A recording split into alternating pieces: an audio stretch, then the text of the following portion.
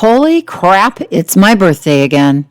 That means another year older, but it also means another year of Weight Mastery wiser. So in this episode, I am lighting the candles on my 26 years of maintaining a 40-pound weight release and giving you my most important takeaways on what I have learned. So stay tuned for some serious insights and inner frosting.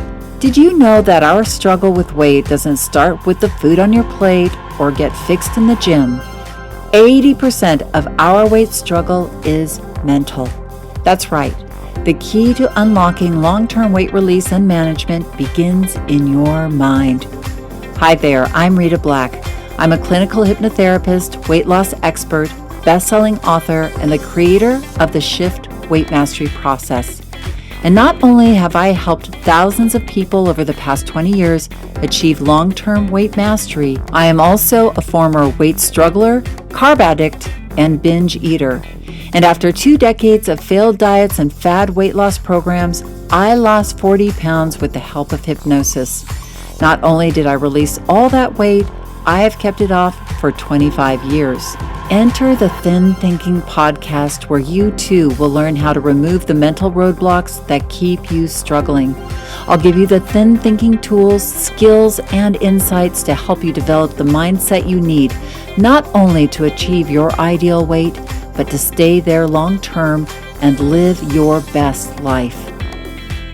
Hello, everybody. Come on in to my birthday party. Well, not exactly my birthday party, but please come in and join me.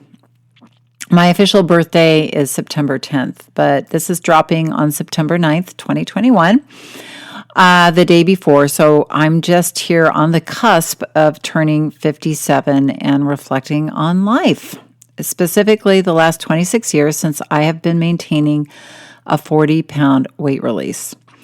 My birthday itself, it's going to be pretty low-key, no big parties or anything.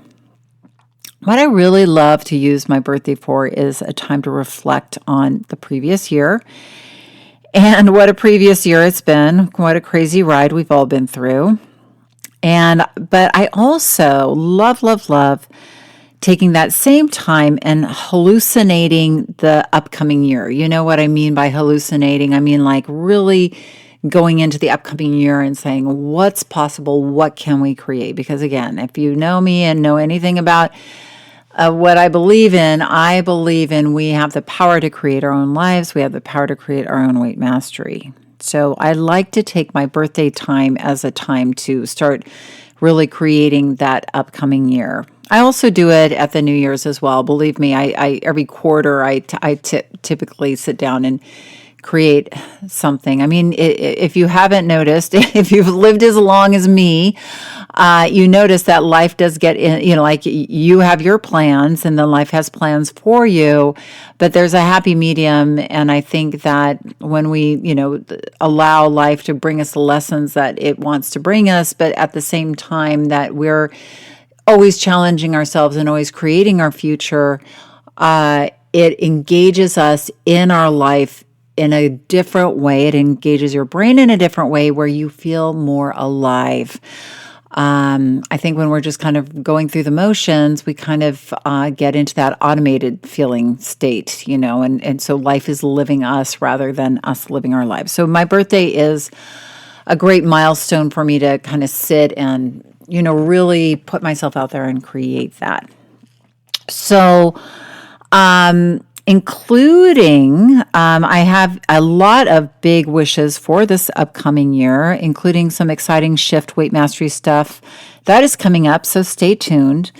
One thing I do have coming up right away, very soon this month, and that is, if you are listening to this, the September of 2021, is my free masterclass that I'm offering you a seat in, and it's called How to Stop the Start Over Tomorrow Weight Struggle Cycle and Start Releasing Weight for Good. And that is coming up soon. So please check the show notes for the details, the date, the times, and sign yourself up. Now, I like to call this birthday reflection time that I've been talking about my inner frosting time. So, for those of you who don't know me, those of you who know me know what I'm going to say about inner frosting. But those of you who don't know me probably don't know how addicted to frosting I am. Probably frosting is my biggest trigger food. Frosting is my heroin. I used to say that, cake was just the delivery system for frosting.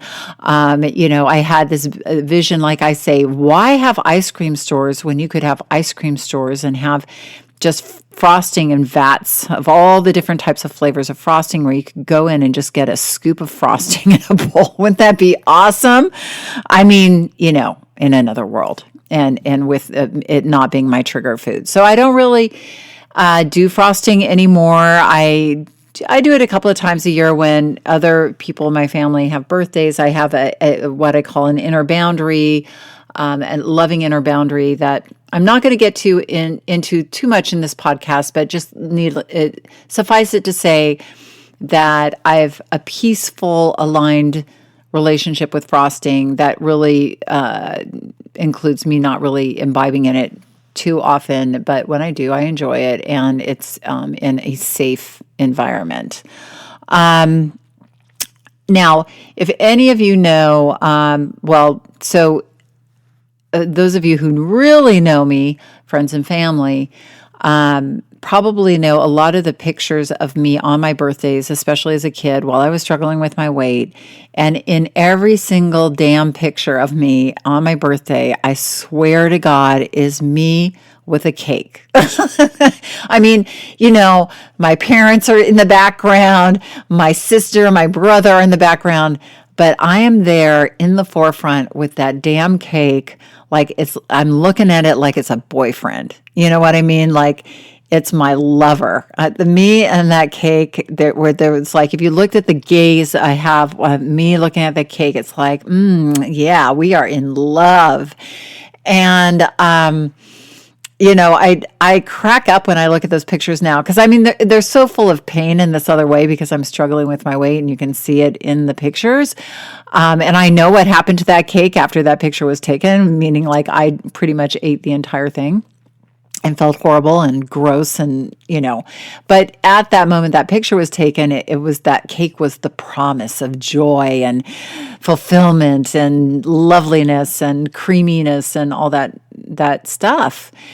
And all of my cakes, for the most part, my mom, who struggled with her weight, God bless her, she made me a cherry chip cake every single damn year of my life. And I cry a little bit, actually, because the last year she was alive, she made me a cherry chip cake. And I was mastering my weight at that time, and I ate some of it, and that was probably the last time I really ever ate a cherry chip cake. But my mom made me this cherry chip cake. Those cherry chip cakes, if you think about it, they're so disgusting. I don't even think you can get cherry chip cake mix. Maybe you can. But they had the little cherries in it. It was pink. And then she would make this special frosting, homemade with maraschino cherry juice and all that. It was just like, it was my cake. It was my thing. And like I said, it was like my lover. And, in our mind, our relationship with certain foods they are like our boyfriend or girlfriend or our companion. We put food in our, certain foods in our head, it's a relationship. So yeah, when I was a kid, my cakes were like David Cassidy. It was like the boyfriend I wanted to have. Those of you who know who David Cassidy is. Okay. So now, instead of focusing on the outer frosting and the cherry chip cake, I focus on inner frosting and all the creamy goodness of that. And I am so grateful for all of you and the Shift community. So thank you for being here. So what I want to do for my birthday is share some of my inner frosting with you today. Just enough, not so much that you get sick, but just some of the insights and takeaways that I am having about celebrating my birthday and my 26 years of maintaining my weight over time. And those of you who know my weight mastery story know that it didn't come easily for me, releasing 40 pounds. And I never in a million years thought I would escape the weight struggle that I spent the first part of my life in. I started struggling when I was around 8. And like I said, my mother was overweight. I was addicted absolutely to carbohydrates and sugars. And, my mother was a baker. So we she was trained as a nutritionist, actually, ironically. And that goes to show you knowing everything about nutrition doesn't necessarily mean weight mastery. I was surrounded with amazing food and I ate it all and struggled with my weight and then started dieting. And, like lots of you, just the circus began of dieting and then being able to lose weight, but gaining it back and losing weight and gaining it back over and over, for the tune of 20 years, and included in that was some bulimia and binge eating and using diuretics and, all of that stuff.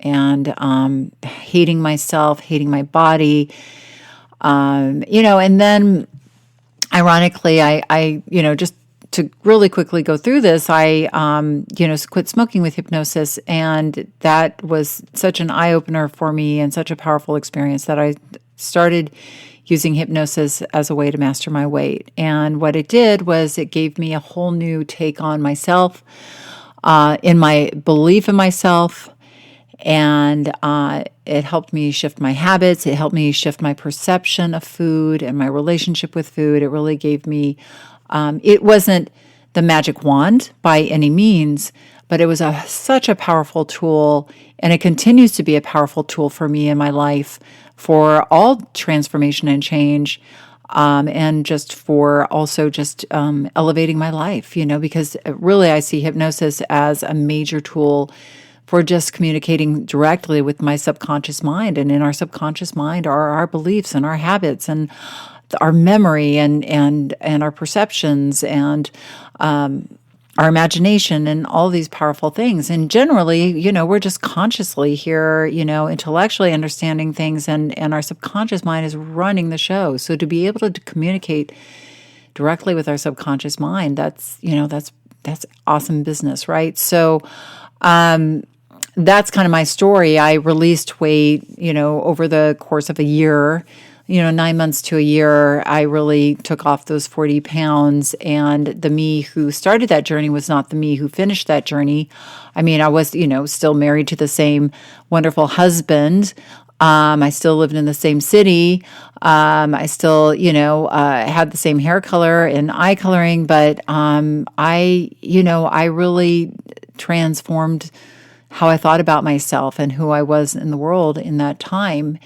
And I created a way of eating that I loved, and that allowed me to live my life at my ideal weight. So that is still to me to this very day, a miracle. But a miracle I worked for. It wasn't a wave of the wand by any means. So here are some things that I want to give you that I think will help you kind of put your kind of like poke holes in that subconscious mind, and give you some, just some takeaways from, not only taking the weight off, but, now going through 26 years of maintaining. And this is maintaining through giving birth to 2 children, so 2 pregnancies, going through tough time with my husband, the death of both my parents in a very relatively short period of time. Starting a business, being in business, my hypnotherapy practice, and then it, turned into something bigger. And writing a book, and like all of those things that could, in the past would have naturally led me to gain weight. Really maintaining about the same weight, within a 3 or 4 pound range for the most part. Yeah, it went up maybe 5 or 6 pounds when my mom died. That was a big one for me. And I did do some comfort eating there, but I learned a lot about comfort eating in that time. And I really feel like I mastered it during that time. So maybe that was my mom's gift to me. I don't know. But I have really maintained my ideal weight. And ideal for me is a weight that allows me to feel light and vibrant and happy and not feel like I'm, starving myself or having to, exercise. I do exercise consistently, don't get me wrong, but, like be an exercise maniac or anything. It allows me to live a realistic life and not feel like I'm deprived in any way, shape, or form. So here's some takeaways. Hope you find these valuable. So long-term permanent weight mastery over time becomes not about weight, but about your freedom. And what I mean by that is, and I think this is very important because, so much of us, when we are struggling with our weight, getting on the scale and having the scale be down becomes like the addiction, like, oh, I've lost another pound and that's great. And, there's nothing like wrong with that.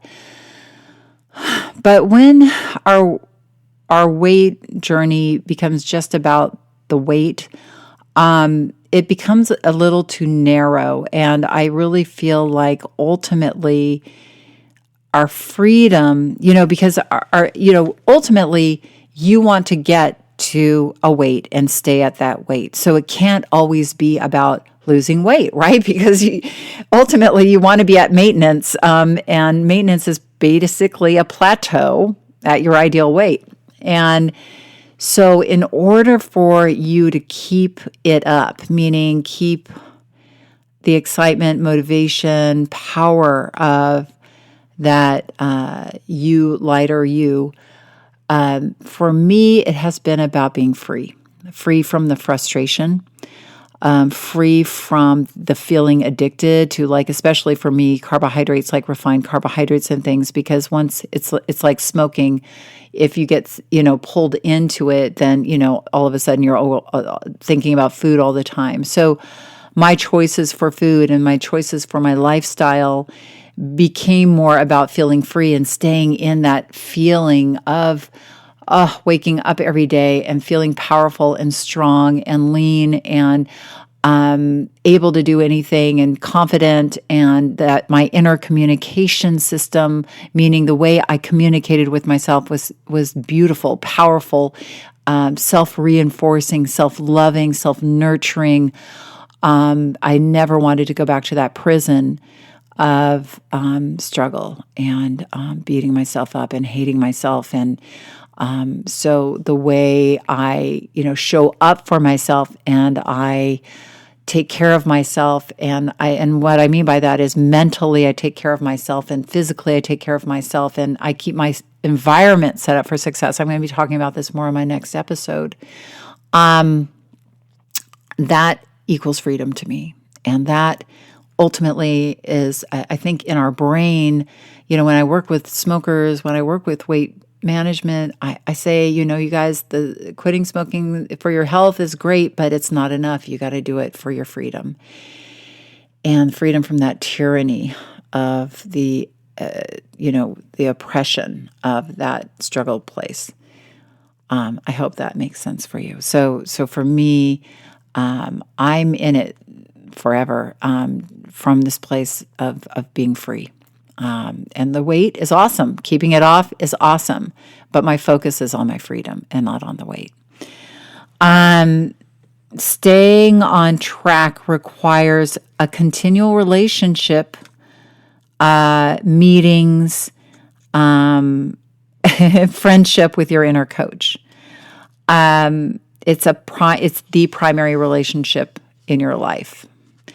And that is nothing truer could be said. So on my journey of weight mastery, I developed this concept of the inner coach, a relationship that I had, my 24/7 weight mastery coach inside my own mind, because I couldn't afford one otherwise. So it had to be me. And what a gift, you have your ability to be your own powerful weight mastery coach.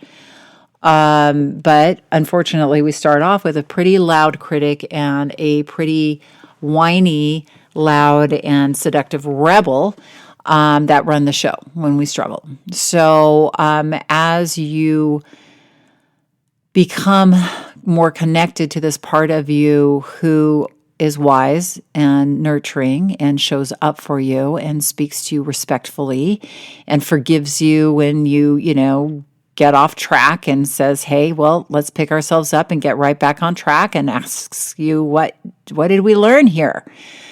I've been many times, like, this is very personal, but like I sit and I talk to my inner coach, like even in the bathroom, like I'm like, okay, inner coach, what are we doing today? How are we managing the day?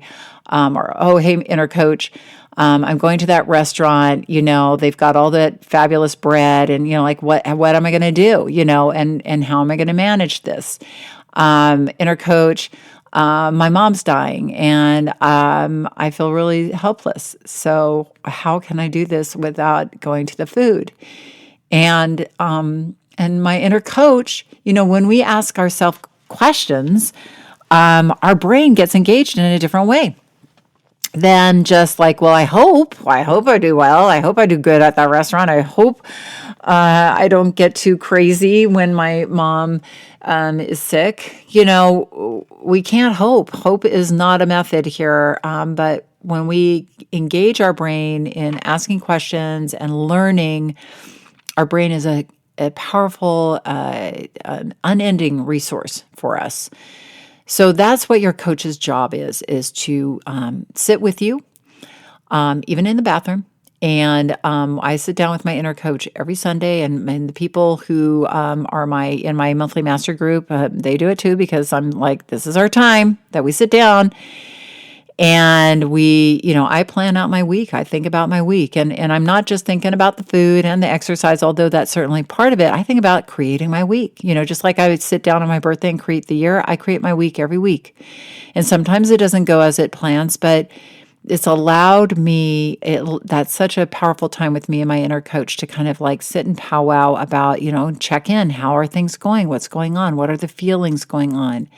We can't hope to improve our lives and live our lives if we are on automatic pilot or not aware of what's coming down or going around, things that are going on in my life, upsets that I have, there's life is always full of upsets and challenges and happiness and miracles. And if you don't sit down and kind of reflect and connect with yourself, you don't get that opportunity to work through them and process them. And I really think that your inner coach is such a powerful tool for that. So think about that and really, really consider the fact that I think long-term permanent weight management includes not just using this inner coach till you lose the weight, but it's a lifelong partnership, and it's a pretty damn good one.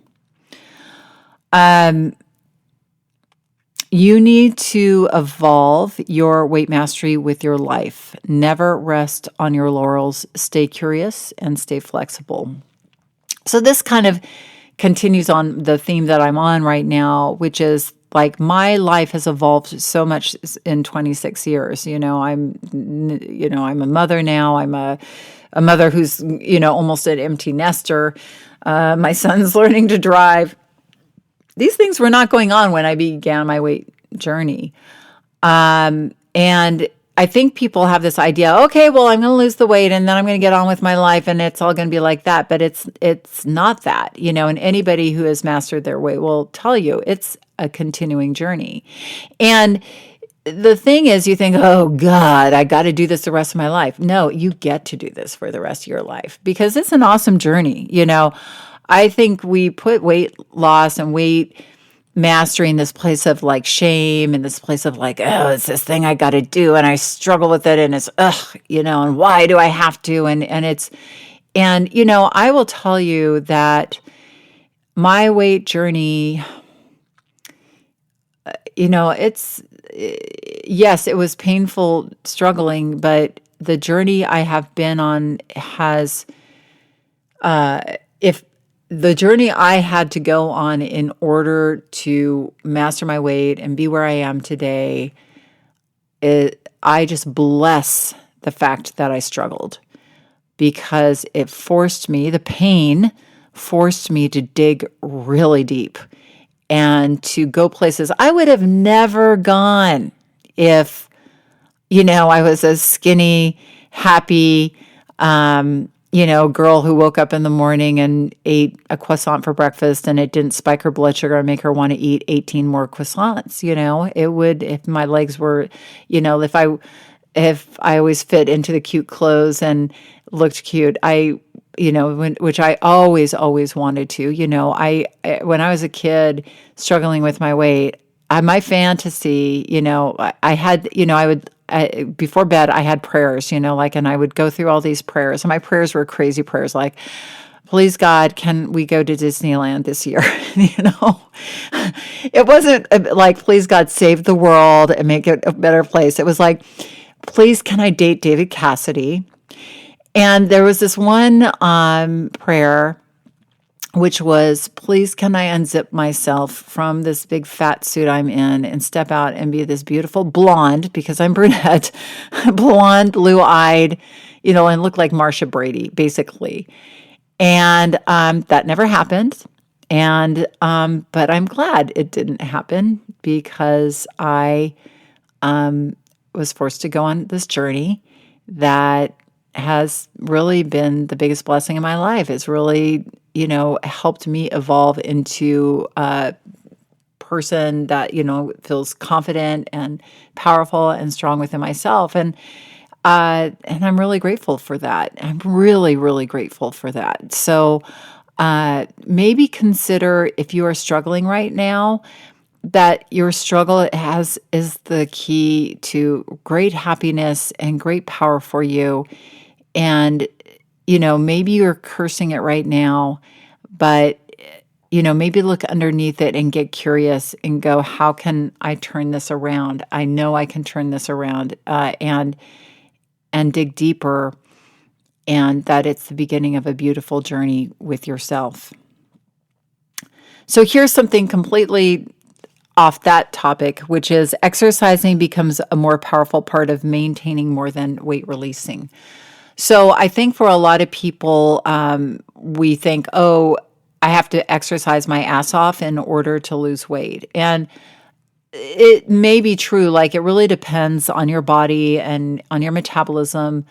Many people who are extremely overweight in the beginning of their weight release journey do not even need to exercise, because you'll just, if you're getting your food in the right place, that will be enough for a while.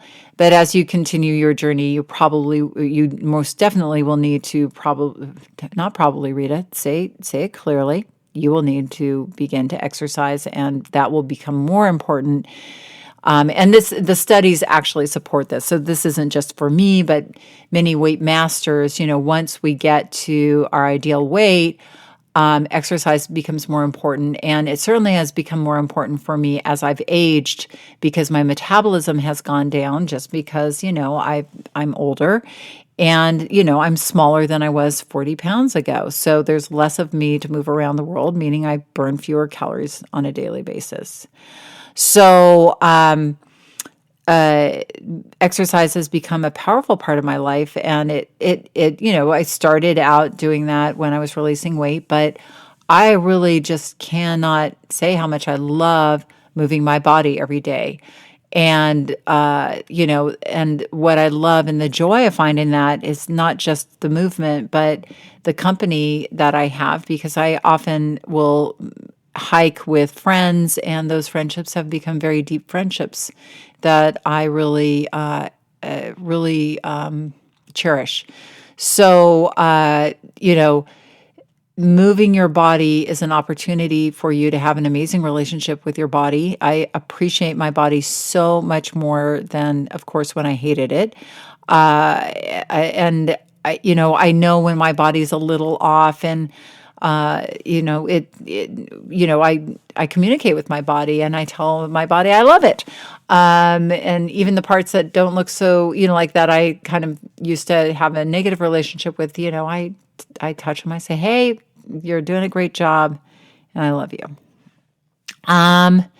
So here's another one, and I don't know if this is going to be good or bad for you, but your trigger foods are always your trigger foods.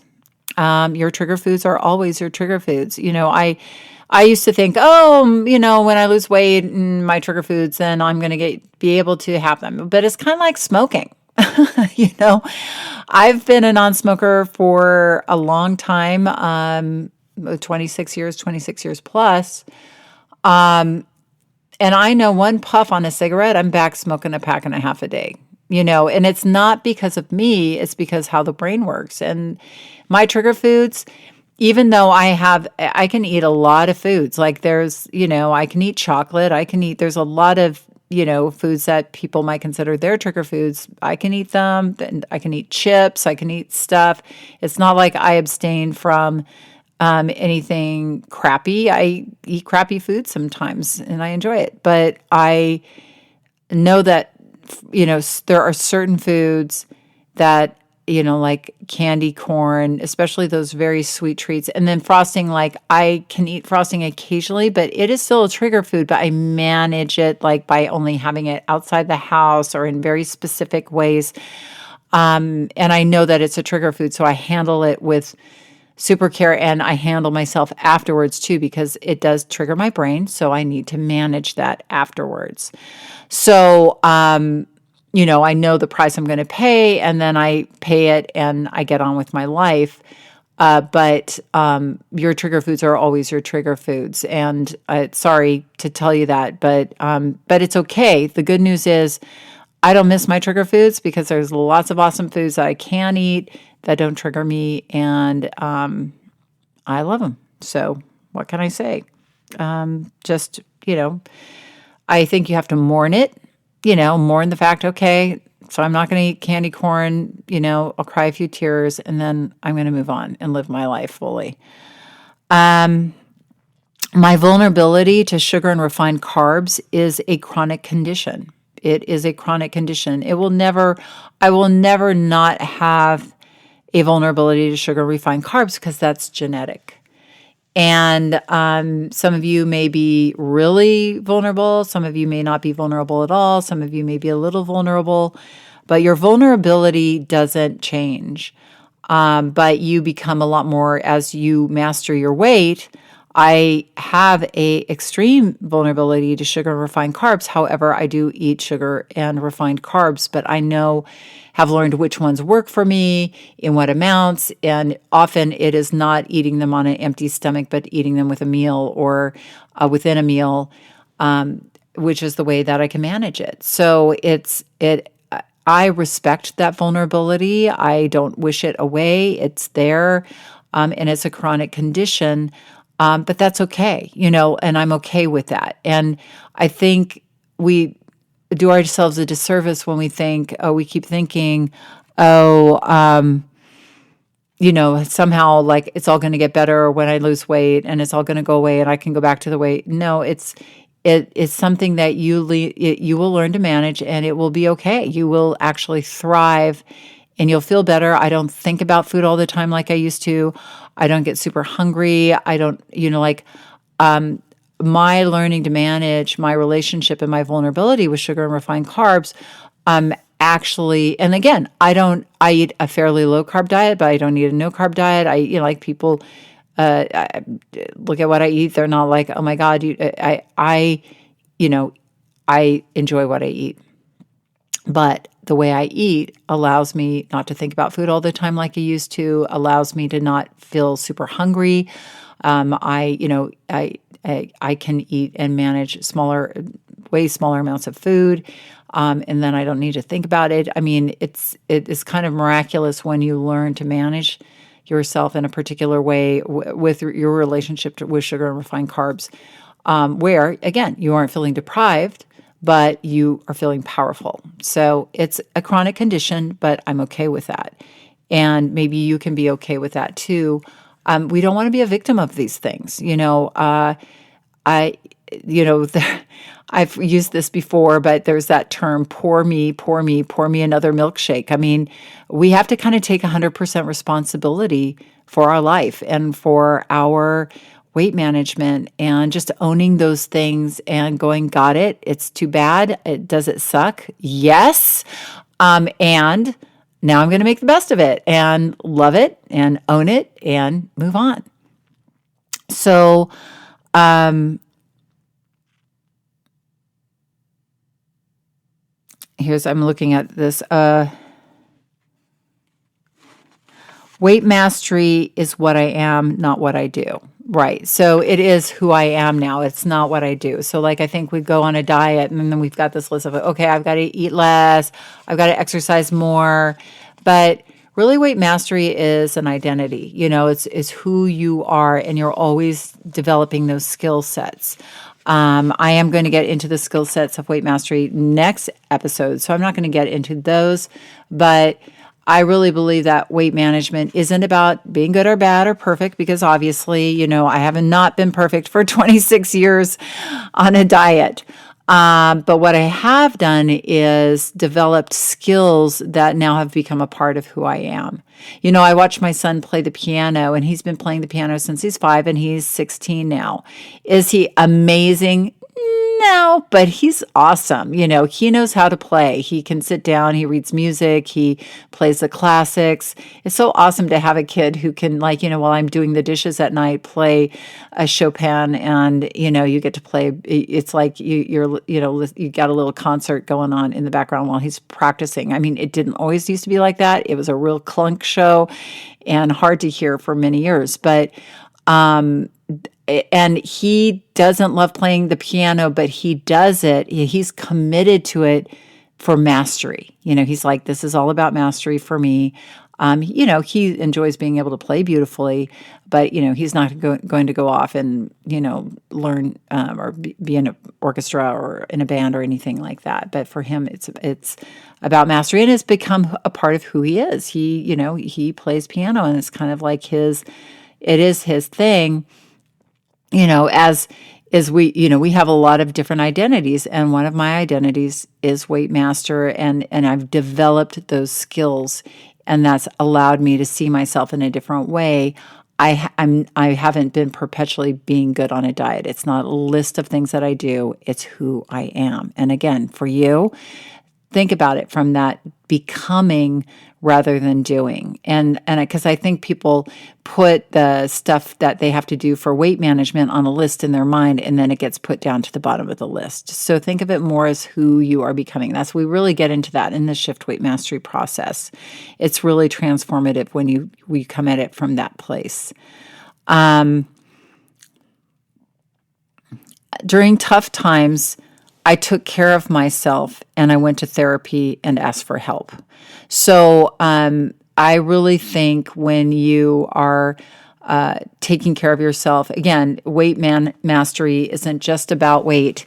It's about a rigorous commitment to taking care of yourself and making yourself a priority in your life. And there have been times in my life where I knew I couldn't do it. Like, my inner coach was great, but I needed a mentor. I needed somebody to guide me through the tough times. One of those times was when my mother was dying of cancer. Another time was when my husband and I went through a tough time. And it's, you need to be vulnerable sometimes and ask for help. And it's okay. It's okay to be vulnerable, and you'll get through it, and you'll be stronger for it. You'll learn tools. I learned amazing tools of self-care when I went to therapy. And I often think that, when we struggle with our weight, there are things that we need to learn, tools we need to learn above and beyond weight management. Managing our feelings and emotions, that, sometimes working with somebody, a therapist, can be really helpful, or working with a life coach can be really helpful.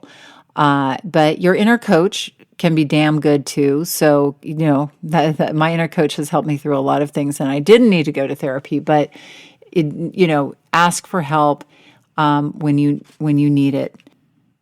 I developed a community of people that support my weight mastery. That is also very important to me. Not only my community, that my weight mastery group that I love, we are a caring and loving community of people who support each other in our weight mastery journeys. But every single person in my family supports me in my weight mastery journey. And everybody, didn't always support me in my family. My brother made fun of me. My nephews made fun of me.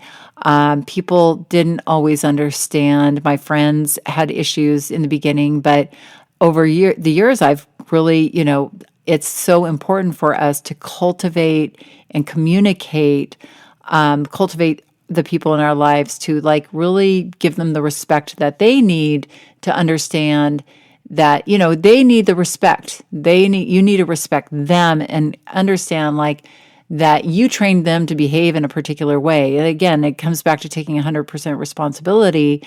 So it's your responsibility also to begin to train, let them know, give them the respect, hey, this is how I'm operating now, and I still love you, and it's okay. And not make it about them and not make them bad and wrong about what's going on, but that it's your cultivation. And it's going to be important for you to have the people in your life support you. So another thing are resentment and guilt are the most fattening emotions. I can assure you, hands down, resenting somebody and being pissed off for whatever it is, or resenting yourself, i.e., feeling guilty or bad or upset with yourself, are the biggest drivers to go and eat something, I think, and they create all these underlying emotions. So I think I've become an expert at forgiving others, not for them but for myself. I've become an expert at letting things go. And again, it's self-protection. I don't lay down. I'm not a doormat for people. I ask myself, what do I need to do here in order to move this forward? Do I need to say something? Do I need to ask for something? But a lot of times, my resentments, are just my own perceptions that need to be, let go of.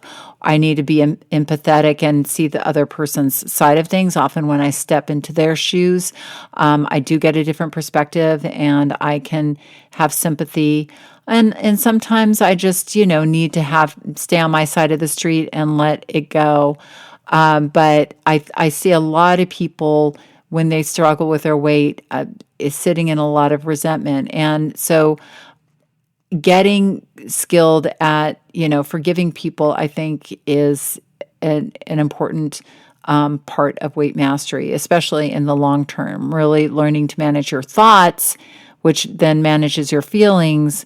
Feelings are created by thoughts, and the thing that you have the most control over is your thoughts, right? So, wishing somebody well, thinking, okay, well, they did that, but maybe, maybe that from their perspective, that was the right thing to do. What can I do? What do I need to do here? And forgiving them and moving on, or definitely forgiving myself. Forgiving yourself, especially when we've done something off track regarding food or exercise, and getting on with your life, learning what you need to and getting on with it is the heart and soul of consistency. Forgiveness will keep you connected with yourself. When you're pissed off with yourself or you're feeling guilty, then you are disconnected from yourself, and it's so much easier to then get into the inner criticism, the inner rebellion, and overeat. So I, have a term called insta forgiveness. So anytime I start feeling bad about myself, I forgive myself. I say, what is my resentment against myself, and how can I let that go? I forgive myself. What did I learn here? What is this an opportunity for? And I move forward. So I take 100% responsibility for my life and the results I get for my life and my weight. So I've already kind of covered that. I'm skipping over a few things because this could end up being like 5 hours long. So, but I do think taking 100% responsibility, because I think when I struggled with my weight, I was a victim of everyone and everything. They brought that food in and I had to eat it, and it wasn't my fault, and so there. My body is broken and I'm a victim of my body. I like there was anything you could point to, it wasn't my fault, or like I didn't show up for myself enough to protect myself and plan ahead so that I didn't become the victim of things. When I stepped in, and there's this term called internal locus of control and external locus of control. An external locus of control means we kind of allow everything outside of us to control us. And again, that's when your life is living you versus you're living your life. The internal locus of control is you live your life from I am 100% responsible for what I create in my life. And I'm 100% responsible for my interpretations of what happens to me and what people do to me in my life. I can think that person's an asshole and I can be super pissed off with them, or I can, manipulate my thoughts to go, well, okay, I can forgive them and I can let that go, but maybe I need to ask them to change things or do something different the next time. I can ask for what I need. But I don't need to hold on to it. So starting to bring it into yourself in your own internal locus of control, I think, like I said, will allow you so much more power in your journey forward. And that's where I really see people, when they take 100% responsibility for their weight and their weight mastery, that's where it just becomes like nothing's stopping them. So sometimes are easier than others. And that's for sure. Like in the year, since I've gone through 26 years of weight mastery, sometimes in the year are easier than others. For instance, from April through to July, that is probably the easiest time for weight mastery for me. I'm usually at my lightest and lowest maintenance weight. The heaviest I am, which is, I kind of go in a 3-pound range, is usually in the winter time from the end of January through March. And that happens for a lot of people. So I'm not the only one. There's sort of a hibernation mentality and physiological stuff going on in that time. So, but there are times that are easier than others, and you need to know that, but, you take the good with the bad, and, I continue to exercise. I continue to do all those things that I do, but there are just some times where it's more of more hard work than others, where it's just so easy and free. So I want those of you who are on your journey to know that, it's okay that it's hard sometimes, and you got it. So here are some things that I still do 26 years into maintaining my weight. I still plan ahead. I still think through my vulnerable times, meaning I am still vulnerable to overeating. I think it through so that the only difference between me and somebody who gets caught off guard is that I know it's coming. I know myself so well. I know I'm going out and this is going to be a vulnerable time. Let me think that through. How am I going to manage that? And I think it through like an athlete thinks through going out onto the field to do a play. Those Olympic athletes, they think through their routine ahead of time. They aren't just well, I hope it works. They're thinking it through. So I think through my vulnerable times, and I still overeat. There are times when I overeat, and I want you to know that, because I want you to know that long-term weight maintenance isn't about perfection.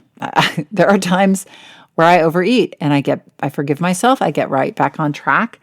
And I adjust and I make it work. I still have to talk to myself into exercise sometimes. Sometimes exercise is easy and effortless, and sometimes I'm like, oh God, I got to exercise. And that part of me is like, I don't want to do it. And it's like, yep, and we're going to do it anyway. But I still have to talk myself into it. I still overdo peanut butter sometimes. Yeah, I do have peanut butter in my house, and usually I have a pretty good relationship with it, but sometimes, man, it just gets me. And I take responsibility for it. And then when I find that I'm really having a hard time with it, I get it out of the house. But yeah, that one's always been I know some of you are nodding your head about the peanut butter. So it's it seems so innocent, but yes, I don't eat the peanut butter that has sugar in it because I think that stuff is pure evil. But anyway, I still overdo the whole natural, super organic peanut butter. I love my body, my bunions, my thighs, and my aging saggy skin. It's not my practice body, and you don't have a practice body either. I used to think, like I said, I can just unzip my body one day and step out and look like Marsha Brady, and I can't. I gotta love this body I have, the way it's shaped, the way it looks. It is my ideal weight body, but it has flaws. I used to think when I'd get to my ideal weight that I was gonna be long and lean and skinny, and and I am, for a 57-year-old woman, I think I'm toned. I feel great. I have a lot of energy. I am at my ideal weight. I'm very proud of that fact. But I'm really much more proud of my body for all it's done for me. My body is what allows me to experience my life. And I am so grateful for my body. So I try to be so grateful for it all the time. I had I'm going to cry just talking about it, but I had a bit of a health scare this summer, and it just really it reinforced wow, we have one body. It's not a practice body. You never know when things are going to go south, so just love it to death, because if you don't, then you're going to if something should happen, then you go, why didn't I love my body more? You know what I mean? Don't get to the end of your life and go, why didn't I love my thighs? Why didn't I love my belly? You have that opportunity now. Love it. I do not take what I have for granted. What I have for these 26 years is a miracle. And, like I said, I've been talking about, I don't know how long I've been talking for, and I apologize for going over, but it's grace, and it is a gift. And I've worked very hard for it. But like I said, the work that I've put into it, I've gotten back 100-fold in the quality of life and the freedom that I've had. So my reminder to you is that weight mastery is a journey. It is work. It's work on yourself. It is the kind of work that will open up doors for you, set you free, and it is a journey that you absolutely can go on. I think you should go on. I highly recommend it. I think you shouldn't be ashamed of it. It's very powerful. It allows you to have a relationship with yourself that gives you a life that is a gift. And that is my, biggest gift this birthday, is just, being so grateful for all that I have and all that this journey has brought me. And also for bringing you to me, because I really cherish, beyond words, this powerful community that is the Shift Weight Mastery community, the Monthly Mastery community, all the people in my life. are just the most amazing human beings, highly functioning, beautiful, generous, funny, clever beyond words. I love you all, and I'm very, very grateful for you. Now, having said all that, just a reminder, if you want to dive deeper into this, what we're talking about today, please sign up for my upcoming masterclass, How to Stop the Start Over Tomorrow Weight Struggle Cycle and Start Releasing Weight for Good. And this is a 75-minute masterclass. It's going to have a lot of stuff in it. I'm going to get into the common weight mistakes, the mental shifts that you need to make in order to have weight mastery, my 4-part shift process. So we're going to walk through that. We're going to do some hypnosis, and you are going to leave that masterclass feeling clear on what you need to do to lose weight permanently, motivated because you have a roadmap that breaks you out of the frustrating on again, off again struggle cycle, excited because you know you can be successful. The space is limited, so get in now, because it's going to fill up fast. All right, you guys. Whew, that felt like a lot. I hope I didn't overstep my boundaries in podcast culture and speak too much. Well, hopefully if it was too much, you just hit pause and we'll come back to it later. So have an amazing week, and remember that the key, and probably the only key, to unlocking the door of the weight struggle is inside you. So keep listening and find it. All right, you guys, I love you. Have a fabulous week. You want to dive deeper into the mindset of long-term weight release? Head on over to www.shiftweightmastery.com. That's www.shiftweightmastery.com, where you'll find numerous tools and resources to help you unlock your mind for permanent weight release, tips, strategies, and more. And be sure to check the show notes to learn more about my book, From Fat to Thin Thinking, Unlock Your Mind for Permanent Weight Loss.